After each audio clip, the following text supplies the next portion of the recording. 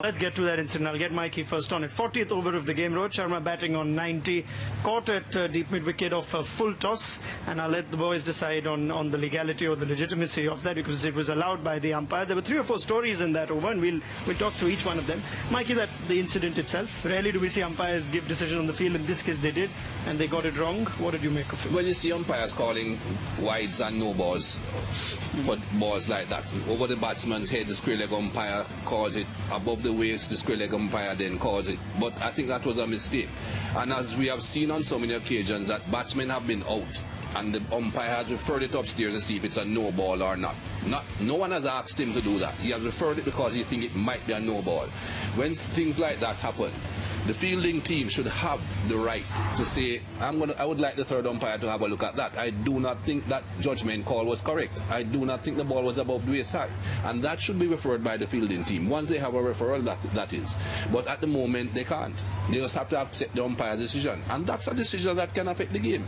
Any decision that can affect the game is what we have been trying to get rid of, the bad decisions. And as far as I'm concerned, that was a bad decision. In this particular case, Marty, if you're a batsman out there in the middle and the umpire's made a call, you can't go back from there, can you? As a batsman?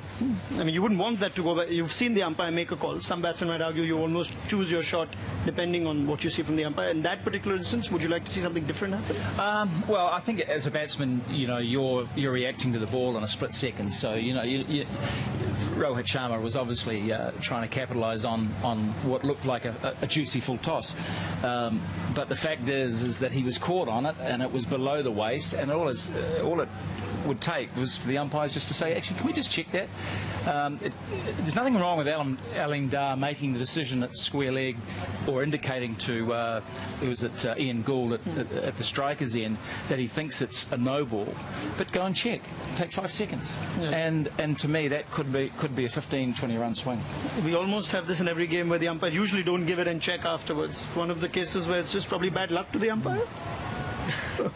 Well, it's a wrong decision, and when you have the option of actually going up and checking, especially when Rohit Sharma hit it, probably thought it was 6 anyway, the umpire, and he'd already made the call.